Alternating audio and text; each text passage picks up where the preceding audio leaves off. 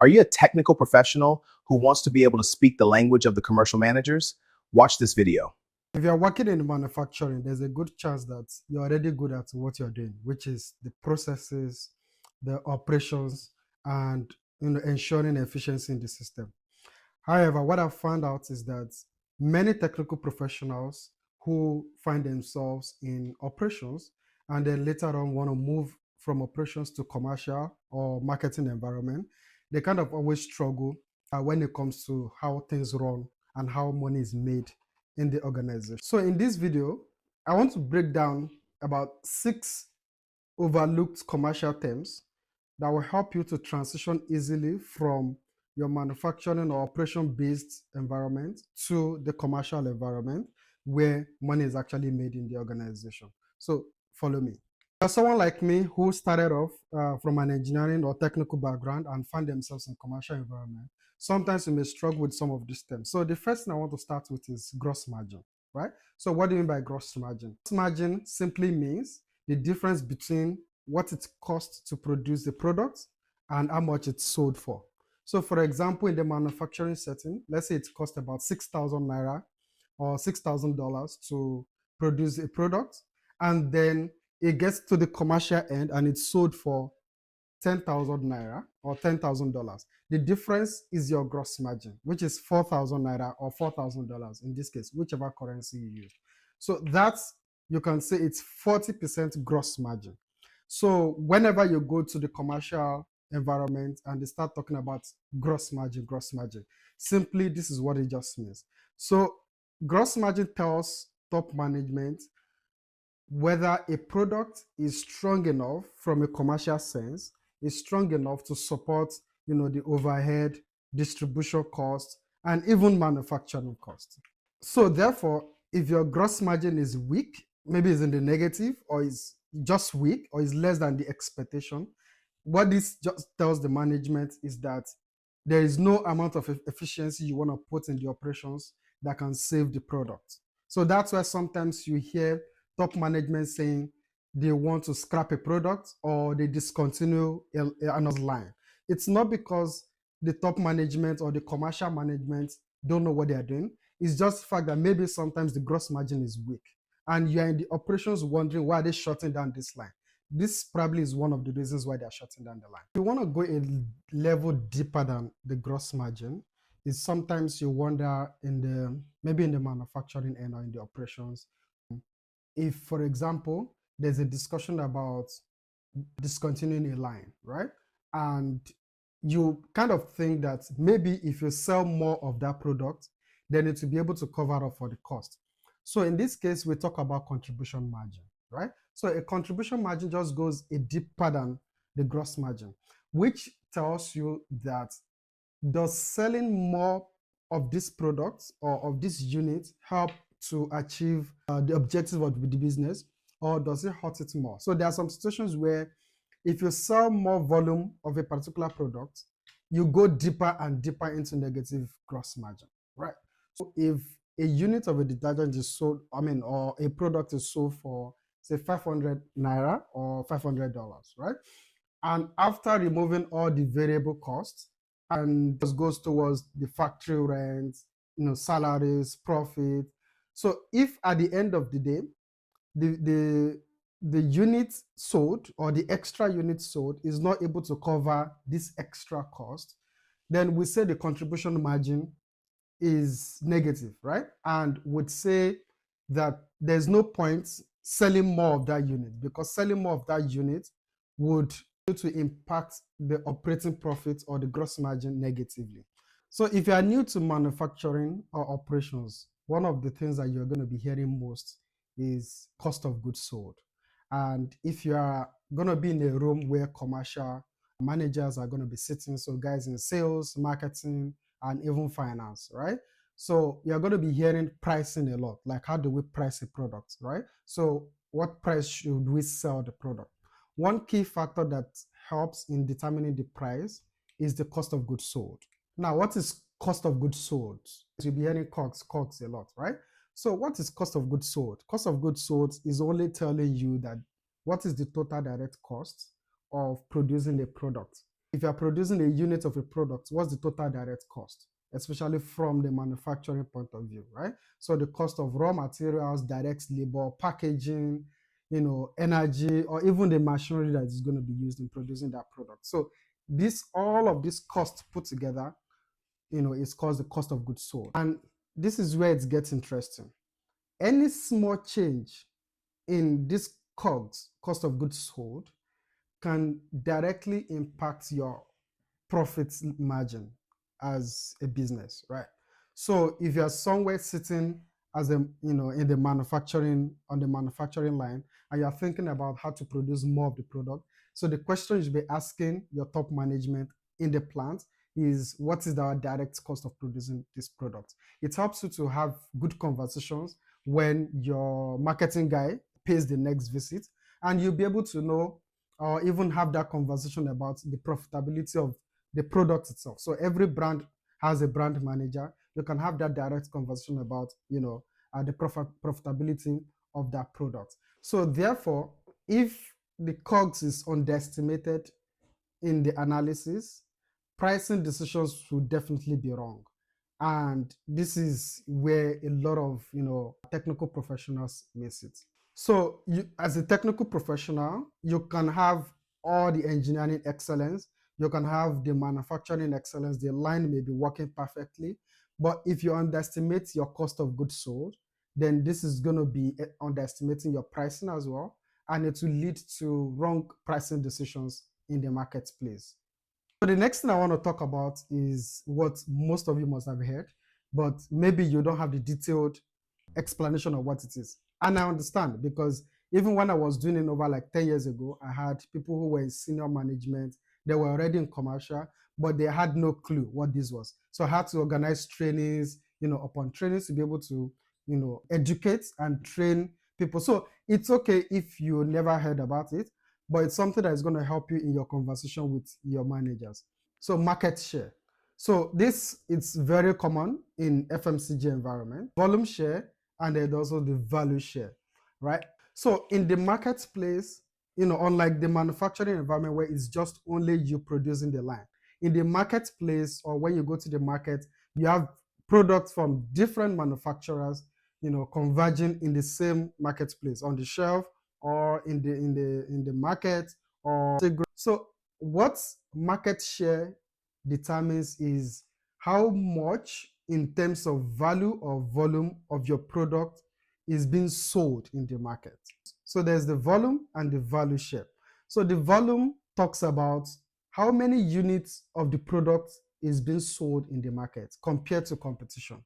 So I'll give an example. So let's say you produce a particular product, A, and there are other products that are also being produced in the market. So the category itself is about maybe 10 products. And when you take your product to the market, units of your product is being sold, and relative to other competition in the market. So we can say 5 of 10 units of your product in the category is being sold. And that means that your product has a 50% market share in terms of volume. So in this case, we say volume share. So whenever you go into a meeting where someone mentions, oh, your product has a 50% volume share, this is what it means. It means that 5 out of 10 units of the products in your category that is being sold in the market is your. Now, the other part of market share is the value share. So what value share here means is that, out of the number of products, the number of units of the products that is sold in the category, when you multiply by the pricing for each of the products, so it's measured in terms of revenue, right? In terms of value in terms of the local currency, right?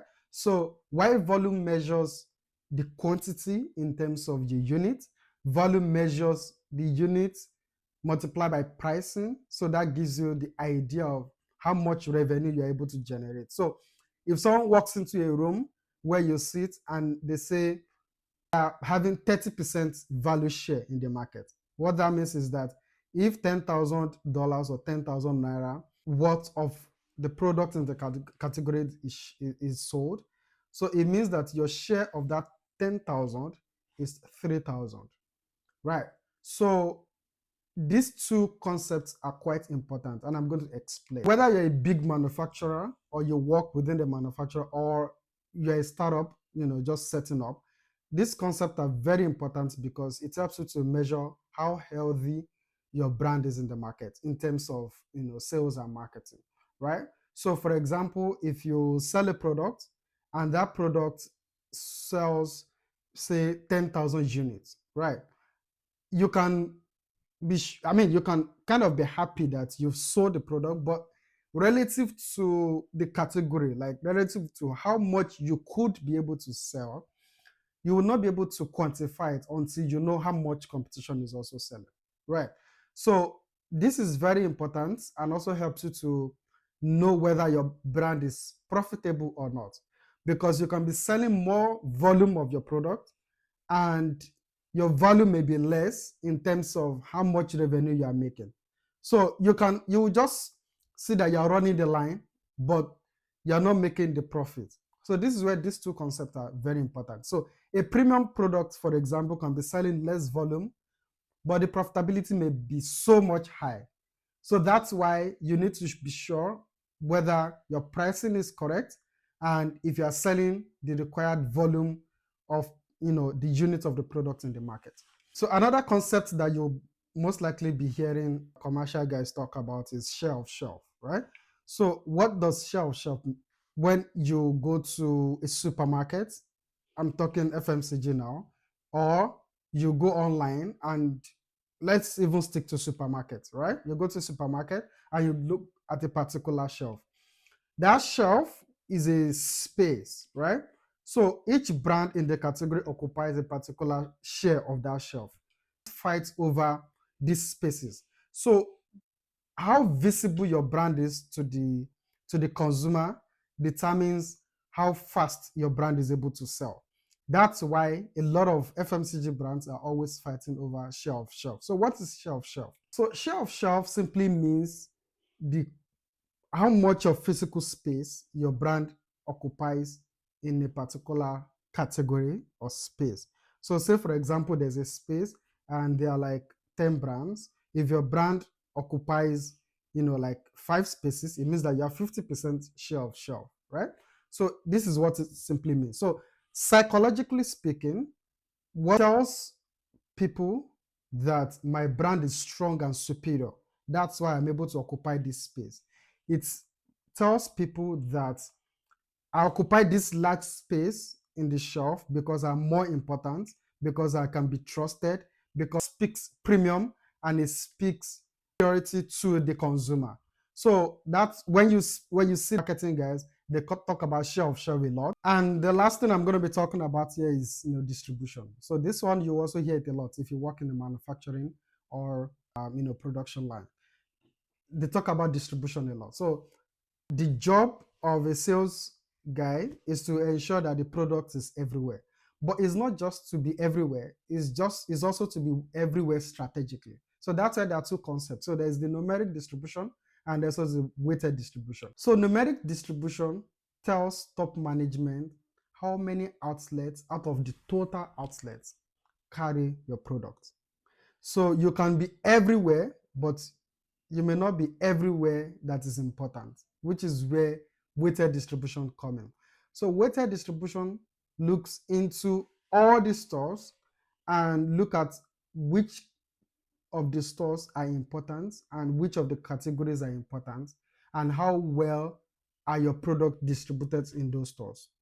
So whenever you're in a meeting where commercial guys talk about distribution, these are the two key concepts they're going to be talking about. So let me give some examples. So let's say there are 100 stores in their entire market, and out of those 100 stores, your product is in 10 out of the 100 stores.